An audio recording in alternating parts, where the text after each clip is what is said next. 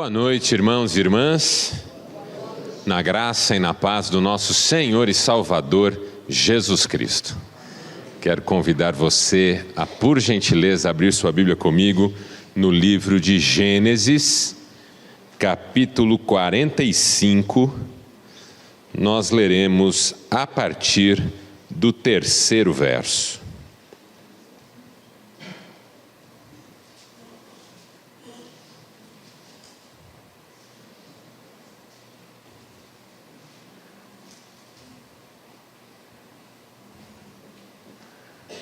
Gênesis, capítulo 45, do 3º verso ao verso de número 15. Então disse José aos seus irmãos: Eu sou José, meu pai ainda está vivo? Mas seus irmãos ficaram tão pasmados diante dele que não conseguiam responder-lhe.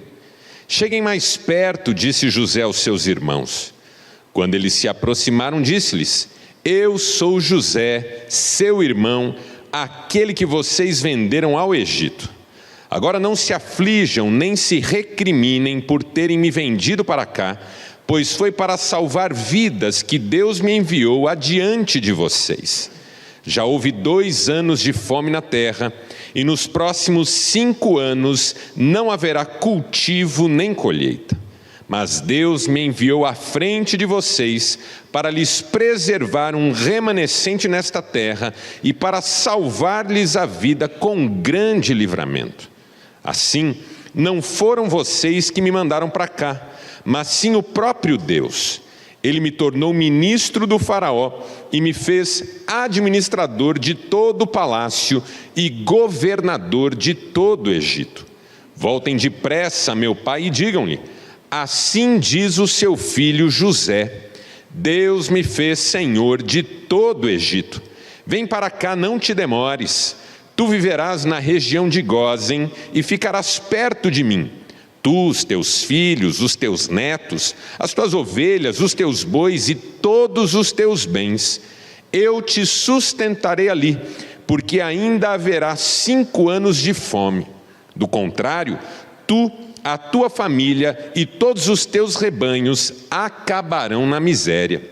Vocês estão vendo com os seus próprios olhos, e meu irmão Benjamim também, que realmente sou eu que estou falando com vocês. Contem a meu pai quanta honra me prestam aqui no Egito e tudo que vocês mesmos testemunharam, e tragam meu pai para cá depressa. Então se lançou chorando sobre o seu irmão Benjamim e o abraçou. E Benjamim também o abraçou chorando. Em seguida beijou todos os seus irmãos e chorou com eles. E só depois os seus irmãos conseguiram conversar com ele.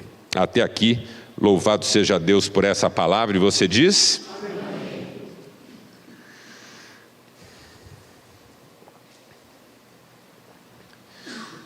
O teólogo alemão Dietrich Bonhoeffer, que foi preso por Hitler no nazismo, por ser pastor na Alemanha e não se conformar e nem aceitar os desmandos do ditador alemão, num de seus livros, falando com seus discípulos sobre a dificuldade de lidar com pessoas, com relacionamentos, escreveu assim: Deus não fez o outro como eu o teria feito.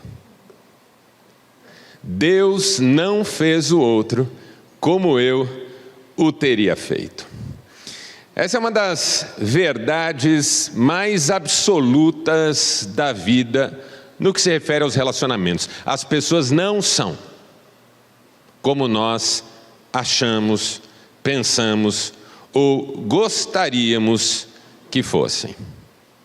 As pessoas são diferentes de nós e das nossas expectativas e das nossas idealizações. Você pode imaginar que um dia encontrará uma pessoa que corresponderá 100% às suas expectativas, mas isso nunca acontecerá. Em algum momento você vai se decepcionar. Em algum momento você vai se ferir. Em algum momento você vai desanimar. Em algum momento você vai pensar se vale a pena. Eu pus um vídeo recentemente na minha rede social falando exatamente sobre decepção. E uma coisa que eu defendi no vídeo é que a decepção é muito mais uma questão nossa do que uma questão a respeito do outro. Porque somos nós que criamos expectativas. O psicanalista francês Jacques Lacan escreveu que quando a gente fica decepcionado, a gente sempre está enganado. Eu vou repetir para você digerir. Quando a gente fica decepcionado, a gente sempre está enganado. Por quê? Porque fui eu quem criou as expectativas. Fui eu quem apostou numa coisa quando isso não estava garantido que aconteceria. No final das contas, sou eu que gosto de fantasiar, que sou especial, que nunca ninguém vai fazer comigo o que eu não quero que faça. Eu atendi um jovem esses tempos atrás e falei com ele sobre o quanto ele parecia sofrer com o poder de suas idealizações. Por que você espera tanto dos outros? Por que você fica tão vulnerável nos seus relacionamentos a ponto de sair sempre ferido? Em determinada altura da conversa, ele chegou à conclusão que ele gosta de pensar que ele é especial e que ainda que alguém já tenha feito coisas ruins para tantas outras pessoas, com ele isso não acontecerá. Você já entrou em fria em algum momento da sua vida porque acreditou que com você não aconteceria, que com você não seria assim. Mas a verdade do outro continua a falar alto. O outro não é como eu gostaria que ele fosse, não o tempo todo. Deus não fez o outro como eu teria feito. Então conviver com o outro, amar esse outro, é um desafio que precisa se renovar em nossas vidas, em nossos corações, permanentemente. Se você deseja relacionamentos saudáveis, vai precisar estar disposto, disposta a enfrentar desafios, superar obstáculos, passar por cima de razões que justificariam rupturas. Vai precisar aprender a amar, aprender a perdoar, aprender a andar segunda milha, aprender a oferecer a outra face. Não no sentido de se tornar refém, mas no sentido de entender que se você for levar tudo a ferro e fogo, você não viverá relacionamentos saudáveis com ninguém. Se eu quero aprender a conviver, eu vou precisar vencer as minhas fantasias de ser especial. Fantasias de linearidade, de reciprocidade, de unanimidade, que são as fantasias, como eu tenho dito já há alguns anos, das mais destrutivas da nossa autoestima e das nossas emoções. A fantasia de que tudo correrá bem e que nenhum percalço atrapalhará. A fantasia de que tudo que eu der me será dado de volta. A fantasia de que se eu fizer tudo certinho, todos terão por mim o mesmo respeito e a mesma admiração. Uma das verdades sobre pessoas é que elas costumam não gostar de quem não fez nada de mal para elas e às vezes venerar quem só lhes faz mal. Deus não fez o outro como eu teria feito. E por que eu estou falando sobre isso? Porque quando eu leio a história de José na Bíblia Sagrada, é uma história sobretudo de relacionamentos. Há quem goste de olhar para a vida de José na perspectiva do sucesso que ele teve.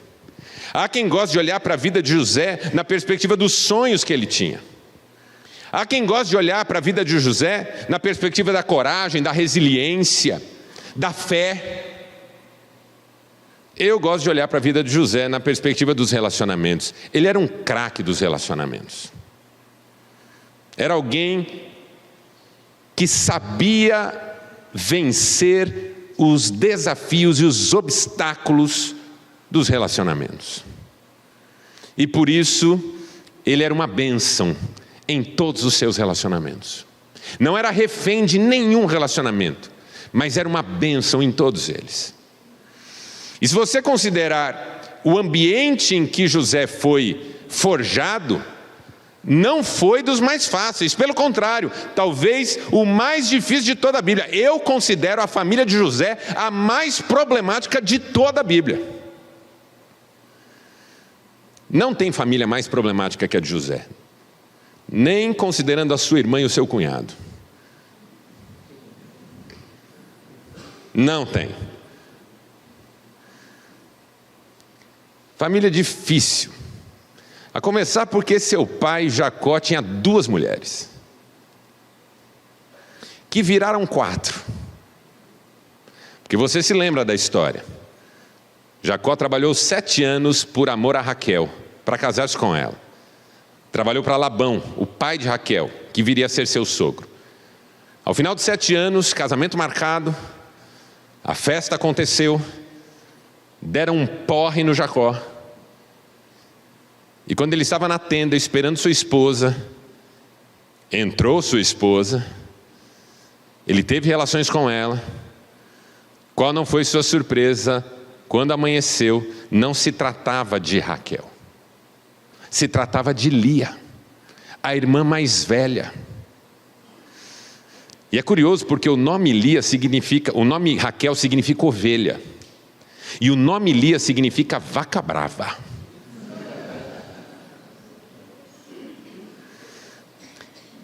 Às vezes, irmãos, a gente realmente acha que casou com ovelha. Mas, bom, aqui acabam as comparações.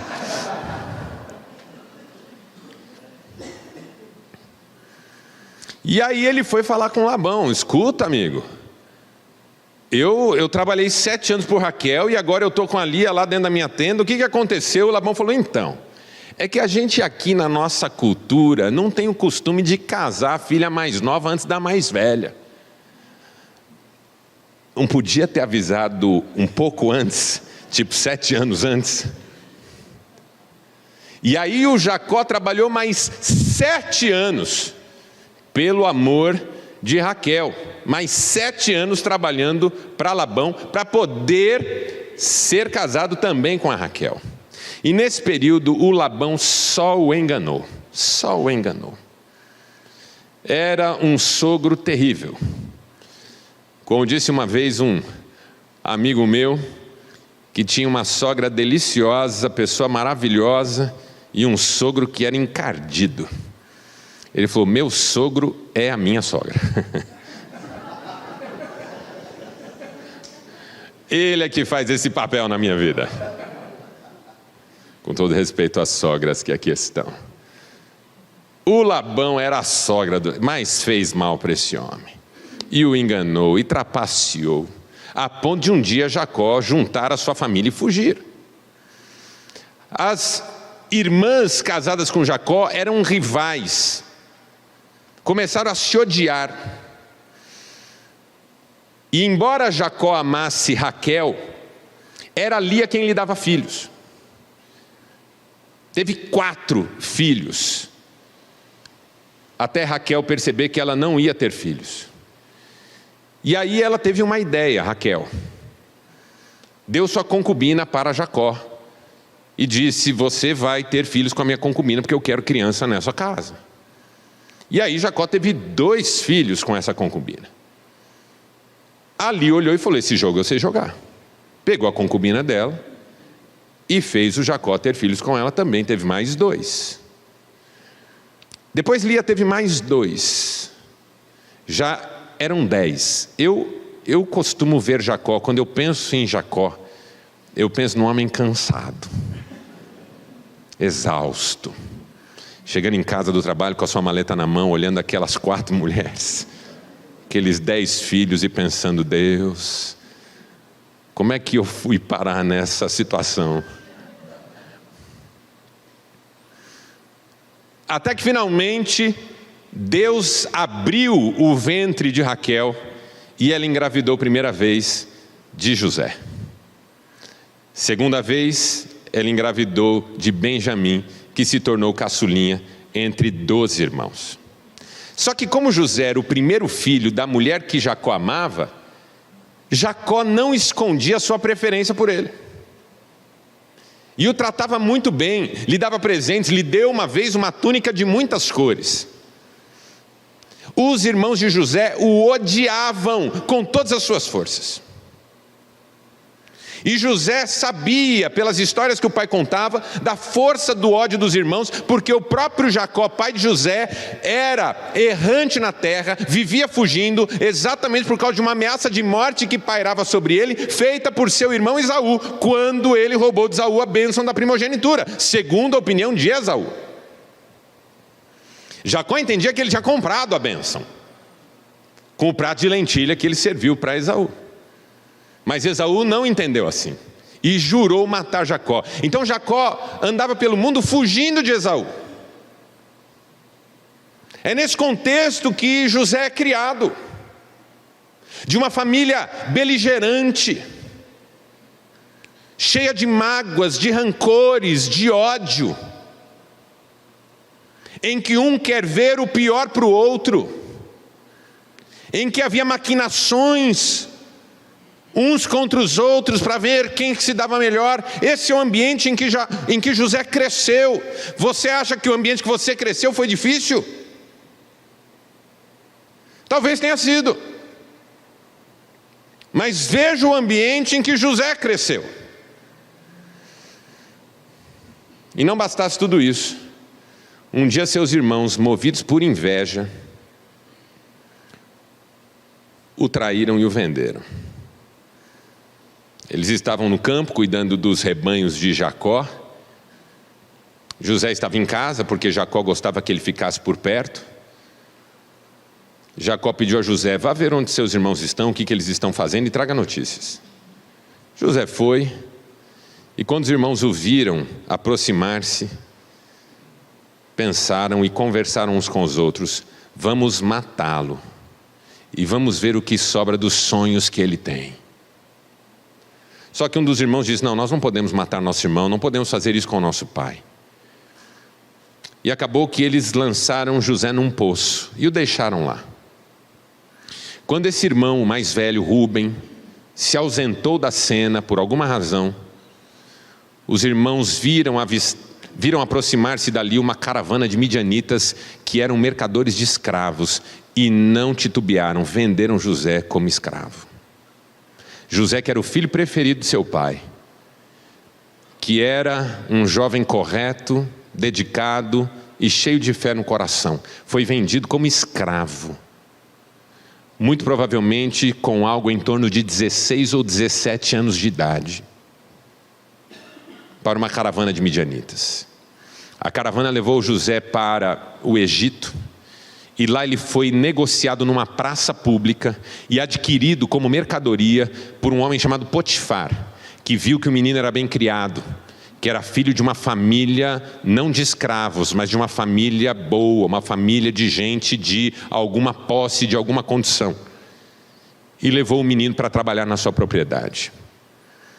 Ali José, de filho preferido de seu pai, virou empregado doméstico numa casa de um líder egípcio.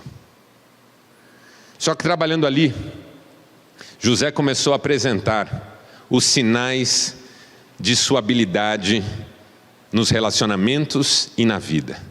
Não demorou, ele já era o homem da confiança de Potifar.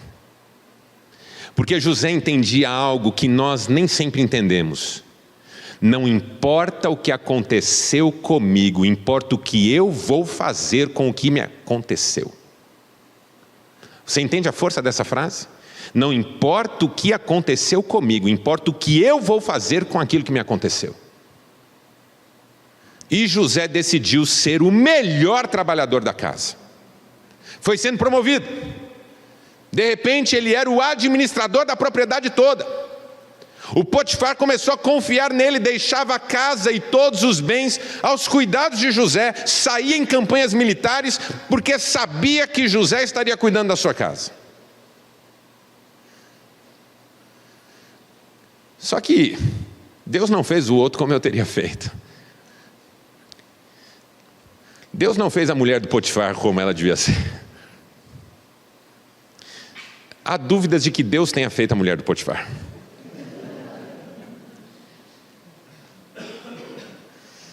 Ela pôs os olhos no José.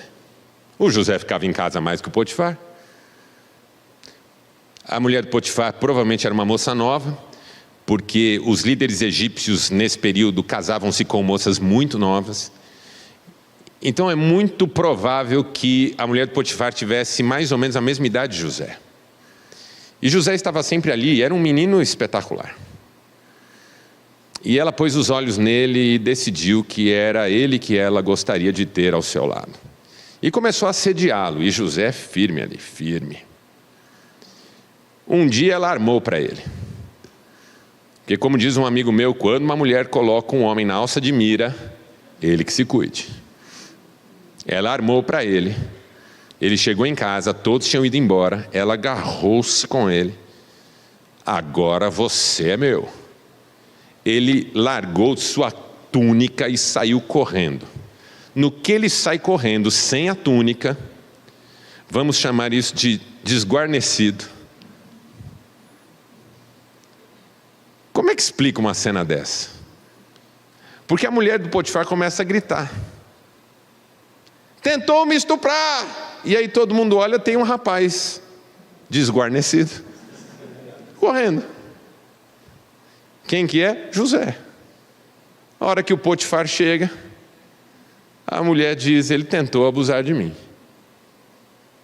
E o Potifar, eu tenho comigo, é só uma opinião, é só uma impressão, que eu acho que o Potifar sabia que a malandra era ela. Mas como é que ele faz? Deixa quieto? Finge que não aconteceu nada? Não teve dúvidas, mandou prender José. Veja como a vida paga as coisas que a gente faz. Como as pessoas nos... Por isso que eu falo da fantasia da reciprocidade. José talvez tenha dito, mas gente, eu não fiz nada, eu só ajudei, eu nunca peguei nada que não fosse meu. O dia que a mulher do Potifar tentou de fato pegá-lo, José disse assim para ela, eu não posso fazer isso. Primeiro porque eu não posso fazer isso contra o Potifar que confia em mim. Segundo, eu não posso fazer isso contra mim, que sou um homem de confiança e cuido de tudo aqui. E terceiro, eu não posso fazer isso contra Deus. Aliás, essa é a grande chave de vitória sobre o pecado. Quando você entende que não pode fazer isso contra as pessoas que amam você, que não pode fazer isso contra a pessoa que você deseja ser e que não pode fazer isso contra o Deus que você crê.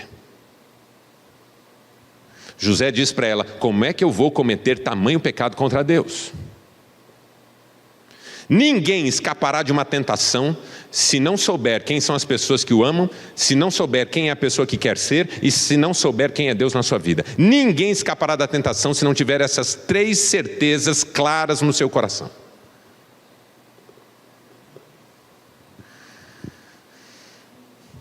E José foi parar numa prisão. Reciprocidade zero. Justiça zero, pelo menos aos olhos do mundo. E na prisão, qualquer um poderia olhar e dizer, acabou a vida desse menino. Fim de caminho, fim de papo. Agora ele não aguenta. Mas José era um homem de Deus. E tinha uma habilidade nos relacionamentos que era impressionante. Não demorou nada. Ele já era o homem de confiança do carcereiro na prisão. Porque não importa o que aconteceu comigo, importa o que eu vou fazer com aquilo que aconteceu comigo. É sobre decisões e não sobre circunstâncias. É sobre escolhas e não fatalidades. É sobre quem eu quero me tornar e não aquilo que tem feito a marca da minha vida até agora. José tinha as chaves do cárcere. José ajudava os outros presos. Um dia foram presos 2 homens, um copeiro e um padeiro. Ambos serviam ao faraó. O copeiro teve um sonho muito estranho. E ele ficou abatido durante o dia por causa daquele sonho. José o viu abatido e lhe perguntou: o que é que você tem? Como eu posso te ajudar? Porque ninguém está tão mal na vida que não possa ajudar outro. José tinha esse tipo de coração. Ele estava preso como os outros, mas podia ajudar os outros porque esse era ele. Você é quem você é, independentemente de onde você está. E o copeiro conta o sonho para o José. E o José interpreta o sonho e diz assim: olha, esse sonho significa que o faraó vai libertar você e você vai voltar a servi-lo. Aí ele fica todo animado. O padeiro ouve e fala: eu também tive um sonho. Porque a inveja é uma delícia, né? Você vê o outro recebendo uma coisa boa, você quer também, claro, por que não? Esse sonho significa que você vai voltar a servir o faraó. O padeiro: eu também tive um sonho, me conta. Eu sonhei isso, isso e aquilo. José fala: então, significa que você vai morrer. Cuidado quando você quer o que o outro tem, porque o que o outro tem não é o que você vai ter. Cuidado. E aconteceu do jeito que José previu. O copeiro voltou para a presença do faraó e o padeiro foi morto. Quando o copeiro estava sendo solto, José pediu: não se esqueça de mim. O que o copeiro fez? Se esqueceu. Deus não fez do outro como eu teria feito. Simplesmente se esqueceu. Voltou a servir o faraó e se esqueceu. O que foi uma bênção. O que foi uma bênção, porque o que ia adiantar o copeiro chegar na presença do faraó e dizer assim: ó, seu faraó, eu conheci um sujeito na cadeia tão legal, o senhor não quer conhecer? O faraó ia olhar e falar assim: escuta, você quer voltar para lá? Volta. Só que passou um tempo, o faraó teve um sonho. E ele foi incomodado com o sonho, compartilhou com seus conselheiros, ninguém sabia interpretar. Aí o copeiro se lembrou e disse: olha, faraó, eu conheci um sujeito uma vez que interpretava sonhos, e eu acho que ele pode te ajudar. O faraó diz: tragam esse menino aqui já. Veio José. Sabe quantos anos José tem nesse momento? 30. 13 anos para 14. Os melhores anos da vida de um jovem. Servindo de escravo numa casa ou como prisioneiro num cárcere egípcio. É ou não é para esse homem estar destruído? Sim ou não, irmãos? É para esse homem estar destruído. Diz a Bíblia, que quando alguém diz para o José: o faraó quer ver você, ele faz a barba. No meu livro Viver é uma Arte eu falo sobre esse detalhe. Os egípcios não admitiam pelos no corpo. Você assiste filmes ambientados no Antigo Egípcio, os egípcios não têm pelos. Eles são raspados. O José, que está preso no Egito, vítima de uma injustiça absoluta, como primeira decisão para ver o faraó, ele se barbeia, como quem diz: eu vou mostrar meu respeito por esse homem.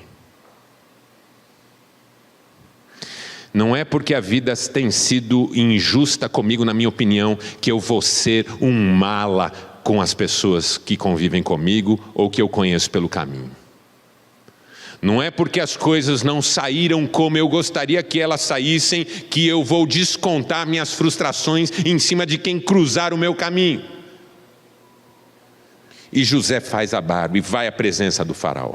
Na presença do faraó ele pede que o faraó lhe conte o sonho. O faraó lhe conta o sonho, José interpreta.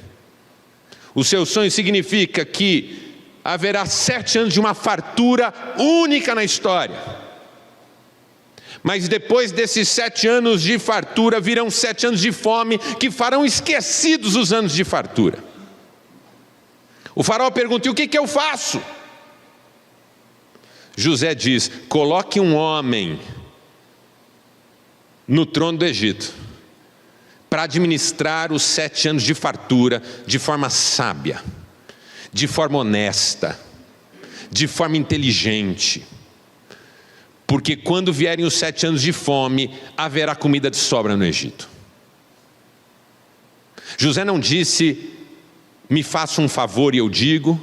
José não disse: me pague e eu interpreto. José disse: faça o melhor que você pode fazer, é o meu conselho.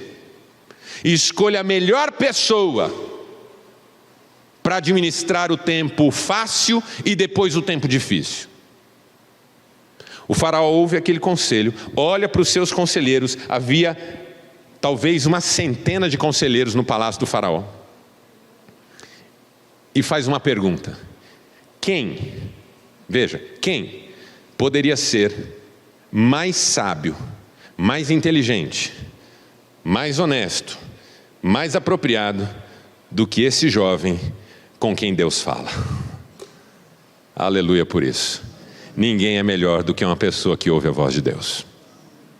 Ninguém pode ajudar mais, ninguém pode ser mais abençoador, ninguém pode ser mais assertivo do que alguém que ouve Deus falar.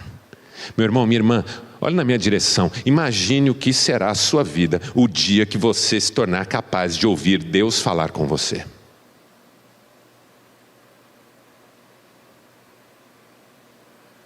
Vai mudar tudo, hein? Vai mudar tudo. E naquele dia, o faraó constituiu José governante de todo o Egito. E diz para ele: só no trono, só sentado no trono eu sou maior do que você. Um menino que até o dia anterior estava numa cadeia no Egito. E agora José está sentado no trono do Egito. O faraó dá para ele como noiva, e ele de fato se casa com ela, a filha do sacerdote Dion, o sacerdote mais importante da religião egípcia. O faraó dá um novo nome para José. O nome José é descartado e vira Zafenat-Paneia. Zafenat-Paneia é o homem que todo mundo quer ser. Zafenat-Paneia, ele passa, o povo se dobra. Ele mora na segunda melhor mansão do Egito. Estão construindo uma pirâmide só para ele. Ele tem ouro, ele tem bens, ele tem roupas. Ele se pinta como um governante egípcio. Ele agora tem o corpo todo raspado, ele usa aquela cobertura egípcia, mantos egípcios, de linho finíssimo. Ele fala a língua egípcia, porque era uma pessoa extremamente inteligente. Zafenat-Paneia, ele passa anos sendo tratado assim, Zafenat-Paneia. Os 7 anos de fartura terminam, e Zafenat-Paneia fez o Egito o país mais poderoso do mundo. O Egito tem comida que não tem no mundo. Nesse momento, o José está praticamente 20 anos, talvez 21, longe de casa. Ele já tem 2 filhos e está cuidando do Egito. Não há vestígio mais de José. Agora nós temos apenas Zafenat-Paneia. Um dia Zafenat-Paneia está sentado no trono do Egito, fiscalizando, monitorando a distribuição de comida. Pessoas do mundo inteiro estão vindo comprar comida no Egito. A fome está reinando no mundo. E o Egito vende tanta comida que começa a comprar territórios vizinhos. Nunca o Egito cresceu tanto em termos territoriais. José está lá sentado no alto de uma construção em forma de pirâmide. Ele observa multidões chegando de todos os lados, caravanas, carroças, pessoas vindo buscar mantimento. De repente ele olha, está vindo um grupo com 10 caras. E ele tem a sensação de que ele conhece esses caras. O jeito de andar de um, o modo como eles trocam empurrões, as roupas que eles usam, são eles. São os desgraçados. São os que me venderam. São os caras que tentaram acabar com a minha vida. 10 pobretões, porque na terra deles não tem comida, trazendo o que eles puderam trazer para comprar alguma coisa, na terra de Zafenate Paneia, que é o Todo-Poderoso do mundo naquele momento, do mundo, porque só no trono o faraó é maior que ele. Ele vê aqueles homens se aproximando, e ele sente algo que ele não sentia já há talvez 22, 23 anos. Suas pernas tremem, seu coração dispara, algo vem à garganta, e ele manda prender esses homens. Levam os homens à sua casa, e ele dá comida para eles. E às vezes ele sai da presença desses homens e vai chorar, escondido. Depois ele volta e tenta entender o que aconteceu com esses homens. Quem são eles? Porque eles não sabem que é José. É Zafenate Paneia. Não há nada de José naquela cena, naquela imagem, naquela figura. E à medida em que o José vai levando eles para um lado, para o outro, prende aqui, leva para casa, depois segura e tal, e você lê a história, o José está em crise, ele não sabe o que fazer com esses irmãos num primeiro momento. Ele ouve os irmãos conversando entre eles em hebraico. E ele sabe a língua hebraica, mas ele fala em língua egípcia. Os irmãos dizem assim: isso está acontecendo conosco, pelo que fizemos ao nosso irmão, quando o vendemos. E aí o José não aguenta, sai de novo e chora tudo de novo. E volta. E aquilo vai ficando cada vez mais esquisito. E aqueles homens não entendem nada. O que esse governante egípcio encarnou na gente? A gente não é ninguém. A gente não tem nada. O que esse homem quer com a gente? Ele não deixa a gente ir embora, ele não deixa a gente ficar, ele não deixa a gente fazer nada. De repente vem o texto que nós lemos. José não consegue mais controlar-se. E não podendo mais controlar-se, de repente ele grita no meio dos irmãos: eu sou José! Esse nome que há anos não aparecia na cena. Esse nome pelo qual ninguém mais o chamava. Esse nome curto, pequeno, simples, que jamais tinha sido pronunciado por alguém diante dele. Eu sou José. Eu não esqueci quem eu sou, eu não esqueci do que fui feito, eu não esqueci de onde vim. Por baixo dessa máscara toda, por baixo dessa roupa toda, por baixo dessa pompa toda, por baixo dessa fama toda, tem aquele menino. E os irmãos ficam paralisados. Porque imagine, é mais ou menos como ver um fantasma.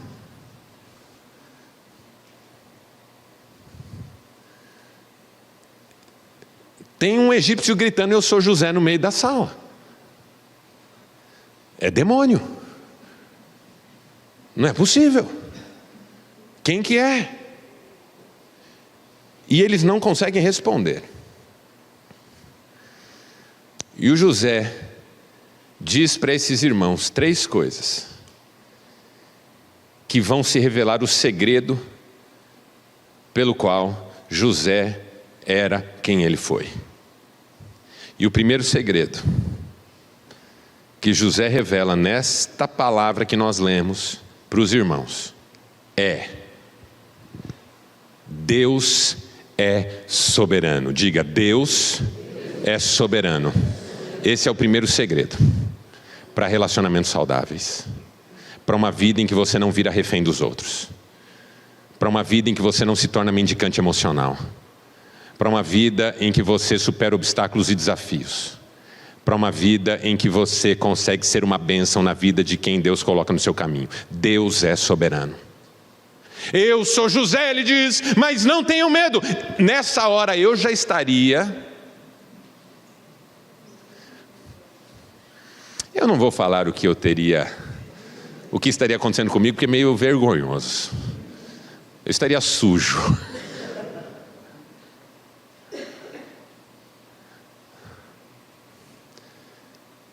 É assim, ó, eu prejudiquei alguém no passado e esse alguém agora é o maior poderoso do mundo. Não é assim. Entendeu? Não é que eu encontrei José num boteco 20 anos depois. Eu encontro José e ele é o todo-poderoso do mundo. E eu sou o cara que tentou acabar com ele.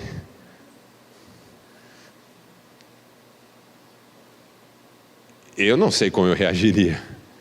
Os irmãos estão apavorados. José diz, não tenham medo. Não foram vocês que me mandaram para cá.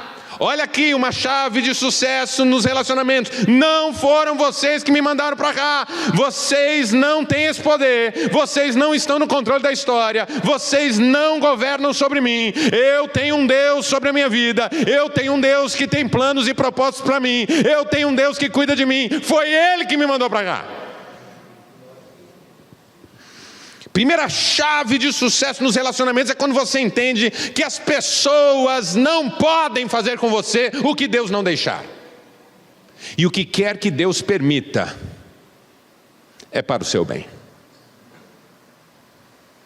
Isso é muito complicado. Porque tem coisas muito difíceis da gente enfrentar. Por que Deus permitiu o fim de um casamento? Por que é que Deus permitiu um filho se desviar do caminho e romper com os pais? Por que que Deus permitiu que eu fosse enganado por uma pessoa mal intencionada ou mal intencionado? Por que que Deus permitiria essas coisas? Eu não sei responder, irmãos. O que eu sei é que todas as coisas cooperam juntamente para o bem daqueles que amam a Deus. Se você não tiver a consciência e a convicção da soberania de Deus, sua vida estará sempre à deriva. Se você não tiver a convicção da soberania de Deus, você terá medo de tudo e de todos. Se você não tiver consciência da soberania de Deus, você guardará inúmeras mágoas no seu coração. Rancor, ódio, rivalidades. Se você não tiver convicção da soberania de Deus, o outro será sempre uma ameaça ao seu bem-estar.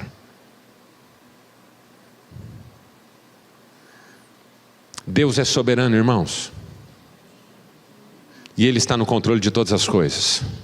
E age em todas as coisas pelo melhor para nós. Eu preciso decidir se eu creio nisso. Eu costumo dizer que há duas grandes decisões que eu tenho que tomar no que diz respeito à fé. Se Deus existe e se Ele é soberano. O resto está mais ou menos resolvido. Porque se Deus existe, então eu preciso levá-lo em consideração. E se Ele é soberano, eu preciso confiar nele. Quem é Deus para você nessa noite? Pense no que você está vivendo. Por um minuto, pense no que você está vivendo. Você consegue enxergar a soberania de Deus no momento que você está atravessando? Eu coloquei nas minhas redes sociais um vídeo hoje, sobre o Salmo 23. O Senhor é meu pastor, nada me faltará. Ele me faz repousar em pastos verdejantes. Ele me guia mansamente a águas tranquilas. Ele refrigera a minha alma. Ele me guia pela vereda da justiça por amor do seu nome. E ainda que eu ande por um vale de sombra de morte. Por Porque às vezes sou eu que faço confusão. Às vezes sou eu que tomo decisões erradas. Você veja o Salmo, ele, ainda que eu não temerei mal algum, porque tu estás comigo. A tua vara e o teu cajado me confortam. A soberania de Deus é a certeza de que mesmo no vale da sombra da morte, nós somos guardados e protegidos. Deus é soberano, irmãos. Deus é soberano. E isso precisa nos levar ao descanso de alma. Precisa nos levar a entender que as pessoas não têm esse poder todo sobre a nossa vida. Não tem. Ah, mas meu pai me feriu quando eu era pequeno. Minha mãe me abandonou. As pessoas sempre me prejudicaram. Deus é soberano. Ah, mas eu não consegui ver Deus em nenhum desses momentos. Então olhe agora e pense. Por que é que você está aqui? Com tudo que aconteceu com você, com todas as dores que você enfrentou, todas as dificuldades que você atravessou, o que é que você está fazendo aqui? Se não, comprovando com a sua presença aqui hoje, na presença do Deus vivo e verdadeiro, que Ele é soberano na sua vida. Porque além de tudo, tem acontecido com você o que tiver acontecido com você. Você está aqui, eu estou aqui. Nós estamos aqui, lendo a palavra, cantando louvores e com o nosso nome escrito no livro da vida. É extraordinário. É extraordinário. Deus é soberano. E eu sou prova disso e você é prova disso. Porque Ele nos trouxe até aqui. Segunda lição que eu aprendo com José, segundo segredo, que não é segredo coisa nenhuma, mas é a chave do sucesso de José nos relacionamentos. Eu não sou vítima. Diga, eu não sou vítima. Veja José, não foram vocês, foi Deus. E eu sou agora Senhor de toda a terra do Egito.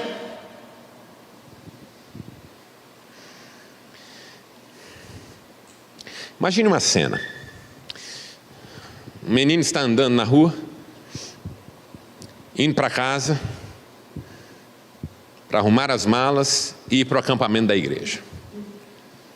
Na rua, um assaltante sai correndo de uma casa, fica frente a frente com o menino e lhe aponta a arma no rosto.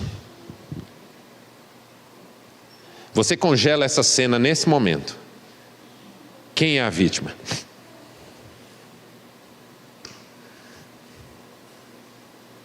O menino aqui não é. Porque se aquele bandido puxar o gatilho, o menino vai para o céu. Se não puxar, o menino vai dar testemunho na igreja. José tinha essa compreensão. Ninguém me vitima. Qualquer um na cena diria, a vítima é o menino. Mas o menino não diria isso de si mesmo, porque ele sabe em quem ele crê. Vou dar exemplos reais. Jesus na cruz, crucificado, surrado, ofendido. Ele olha para os seus exatores e diz, Pai, perdoa-lhes, porque eles não sabem o que fazem. Ah, mas era Jesus. Estevão depois está sendo apedrejado por religiosos ensandecidos e enfurecidos. E ele diz, Pai, perdoa-lhes, eles não sabem o que fazem. As vítimas nessa relação aqui são eles. Porque eu não sou. É o que José está dizendo para os irmãos. Não me vejam como vítima, porque não tem vítima aqui. Deus me fez Senhor de toda a terra do Egito. Vão e digam para o meu pai que José, o filho dele, hoje é governante de toda a terra do Egito. Eu não sou vítima. Eu não sou vítima. Se tem um câncer que assola a nossa vida emocional, é o vitimismo.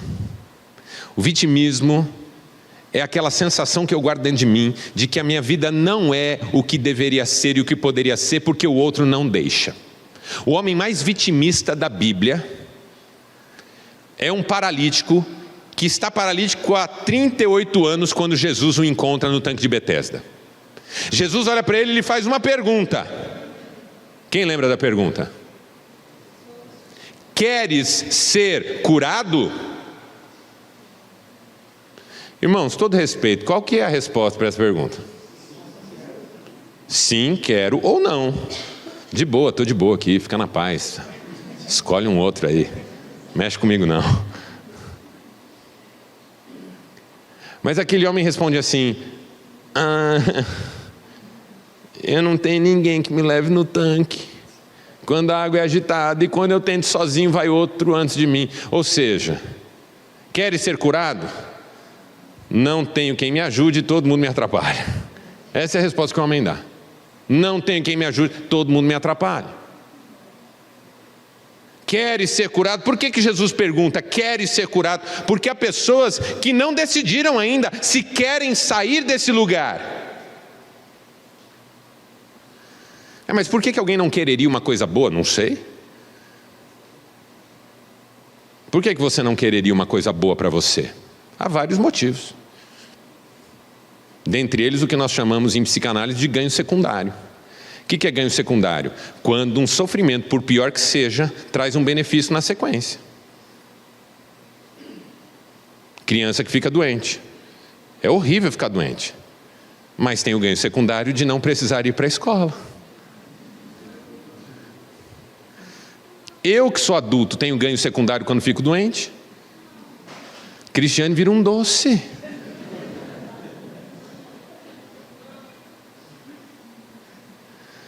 E eu sou terrível quando eu fico doente. Eu não sou que nem o irmão que está aqui.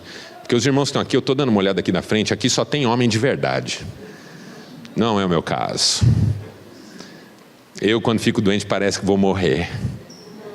Eu não sou como os irmãos que são firmes. Eu gemo. Eu dou um trabalho. Eu não consigo levantar. Aí eu faço que vou levantar, a Cristiane fala assim: amor, o que você quer? Eu falo: vou na cozinha. Não, fica deitado, você não está bem, eu pego para você. O que você quer? Eu falo: costela.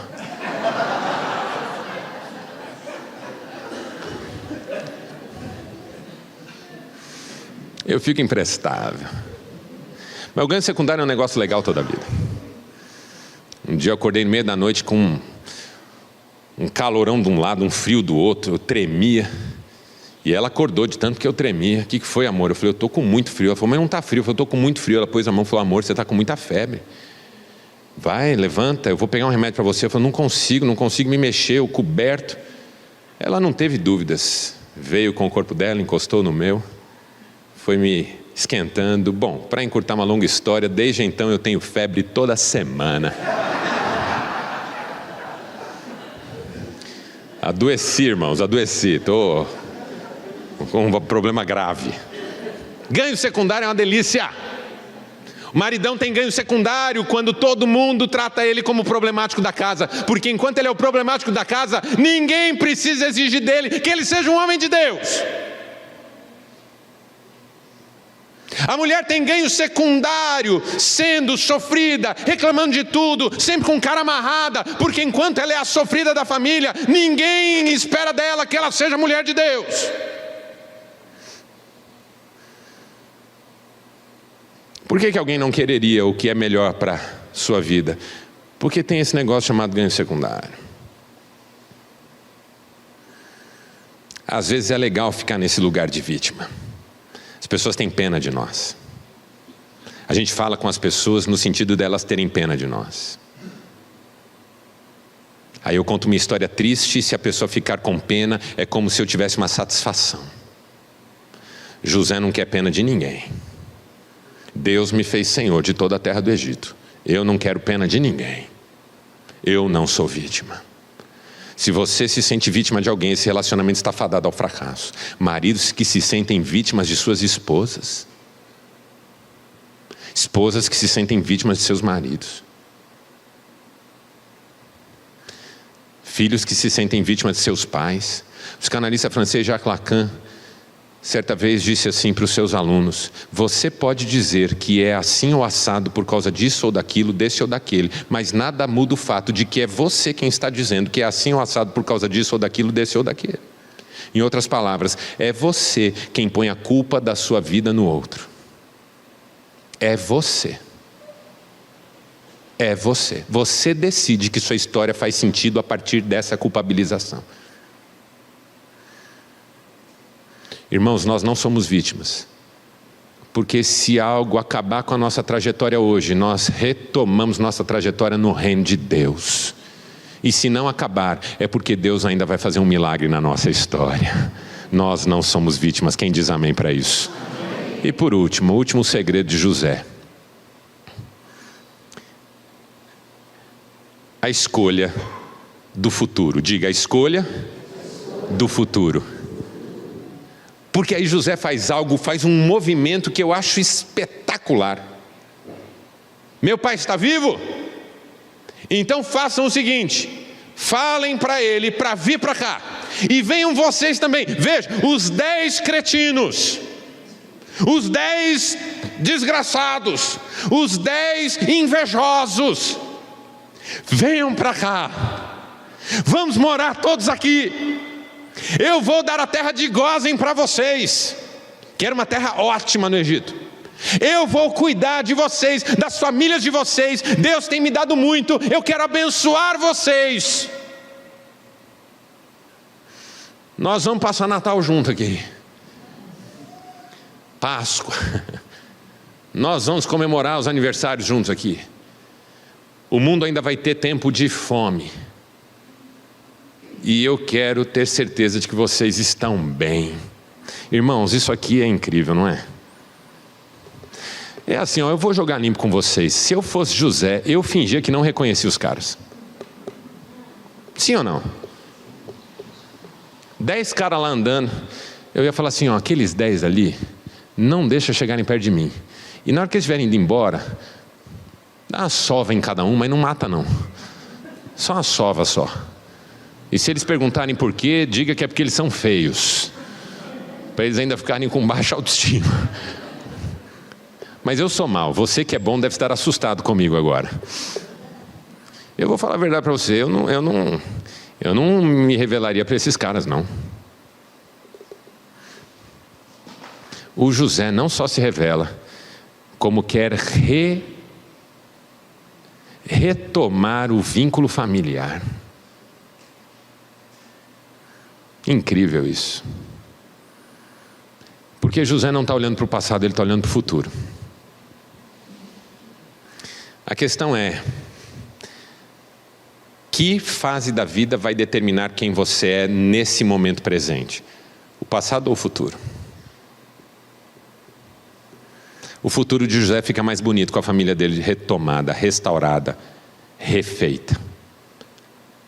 Mas se ele escolhesse o passado, era só não se revelar para aqueles homens. Nessa noite, o que é que você escolhe, irmão? O que é que você escolhe, irmã? Quando você olha para o passado do seu casamento, é doído, hein? Quando você olha para o passado do seu abandono, do seu trauma, é muito doído. Mas e quando você olha para o futuro? Eu atendi um casal há alguns anos e com essa história eu encerro. Eles estavam vivendo uma fase horrorosa. Eu chamo de chumbo trocado. Já haviam se magoado mutuamente, já haviam se enganado mutuamente, já haviam se prejudicado mutuamente, já haviam se agredido mutuamente. E porque eles eram membros da igreja, eu os acompanhava. E os recebia no meu gabinete toda semana para ajudá-los. E nas primeiras vezes foi terrível, porque eles eram muito intensos, muito raivosos, muito difíceis de lidar.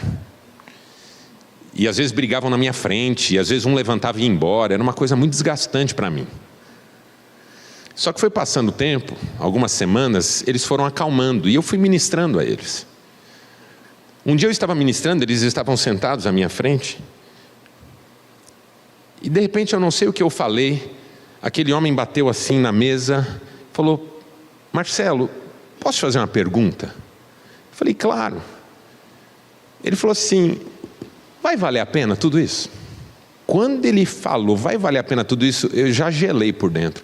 Falei: pronto, ela vai falar que ele não acredita em nada, eles vão começar a brigar tudo de novo, eu vou ter que jogar balde d'água na cara deles, vai ser aquela confusão. Mas quando eu olhei para ela, ela estava com a mesma dúvida, olhando para mim. Vai valer a pena? Eu estava com a minha Bíblia aberta, eu fechei, olhei para eles e falei: não sei. Não sei se vai valer a pena isso aqui. O que eu sei é que eu tenho uma visão, que acho que está na hora de eu compartilhar com vocês. Eu vejo vocês morando numa casa, com um jardim na frente.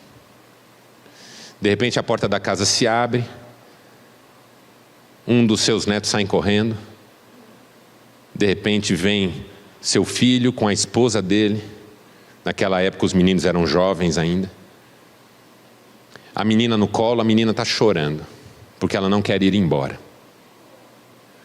De repente o menino volta, abraça sua perna e diz: tchau vovô, domingo que vem eu volto.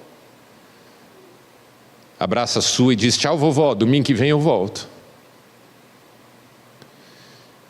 E aí os meninos entram no carro, seu filho dá um beijo em você, dá um beijo em você, sua nora dá um beijo em vocês. Entram no carro todos, e à medida em que o carro se afasta, os meninos estão no banco de trás fazendo sinal.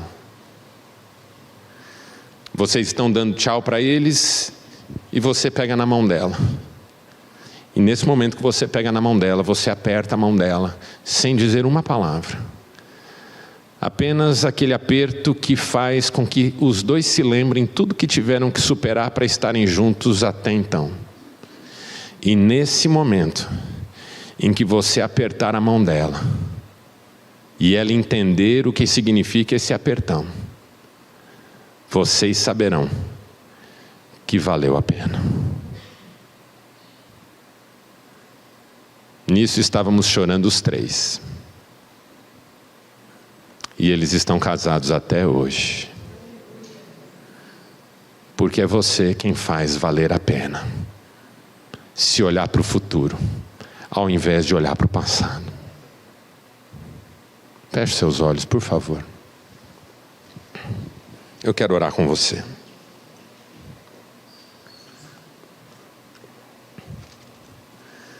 Valerá a pena, Marcelo? Eu não sei. Eu não sei. Mas eu tenho uma visão. E eu vejo você num dia em que você saberá que valeu a pena. Eu quero orar com pessoas que estão sofrendo seus relacionamentos. Olhos fechados, cabeça baixa. Mas se você está sofrendo com algum relacionamento e quer pedir para Deus nessa noite: Senhor, dá-me certeza da Tua soberania. Dá-me a convicção de que eu não sou vítima. E dá-me a coragem de escolher o futuro. Se você quer fazer essa oração comigo, saia do seu lugar e venha se ajoelhar aqui à frente. Rápido, rápido, rápido. Venha se ajoelhar aqui à frente, eu quero orar com você. Se você não puder se ajoelhar, fique em pé. Mas venha, para eu orar com você. Relacionamentos feridos podem ser curados. Cordas que se romperam podem soar outra vez. Sofrimentos podem ser superados. Mágoas podem ser jogadas fora. Se você sofre com algum relacionamento, vem aqui à frente, eu quero orar com você. Venha dizer: Deus, eu confio na Tua soberania. Venha dizer: Deus, eu não sou vítima. Meu Deus, eu não sou vítima. Por mais que eu já tenha sofrido, por mais que eu já tenha chorado, por mais que eu já tenha desejado a morte, eu não sou vítima. O Senhor é Deus na minha vida. O Senhor é soberano na minha história. O meu nome está escrito no Teu livro. O Senhor tem bons propósitos a meu respeito.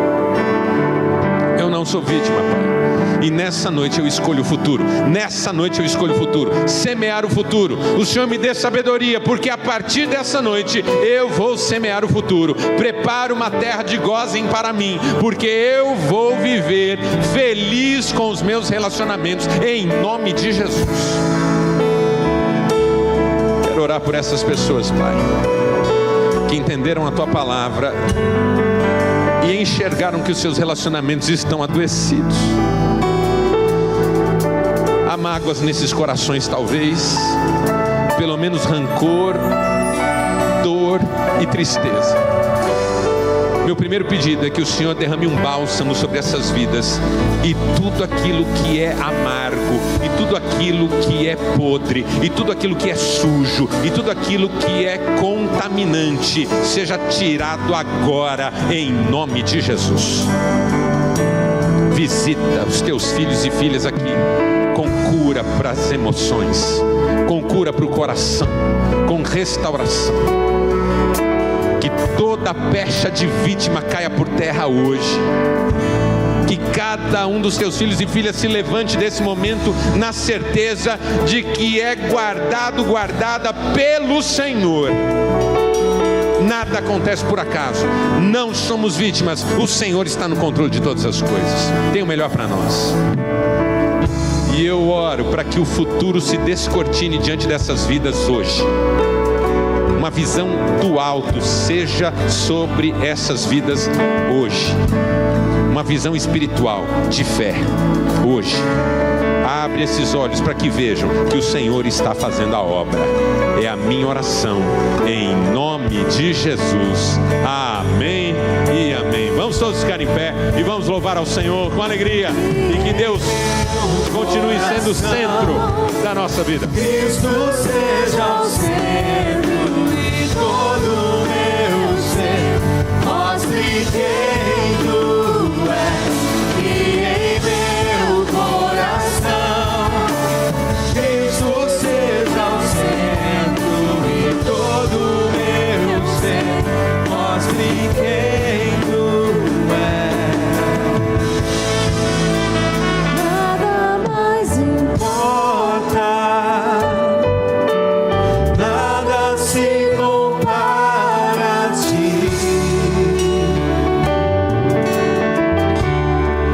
Jesus, tu és o centro, tudo aponta para ti. Jesus, nada mais importa, nada se compara a ti. Jesus, tu és o centro, tudo aponta para ti. Jesus.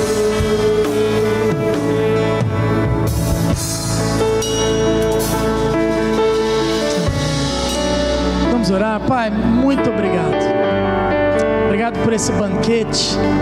Obrigado por esse dia, desde pelo culto da manhã e agora à noite. Obrigado pela tua palavra que cura as nossas emoções. Obrigado porque o Senhor é o centro, que o Senhor continue sendo o centro durante essa semana dos nossos relacionamentos, da nossa vida, das nossas emoções, do nosso lar, da nossa família.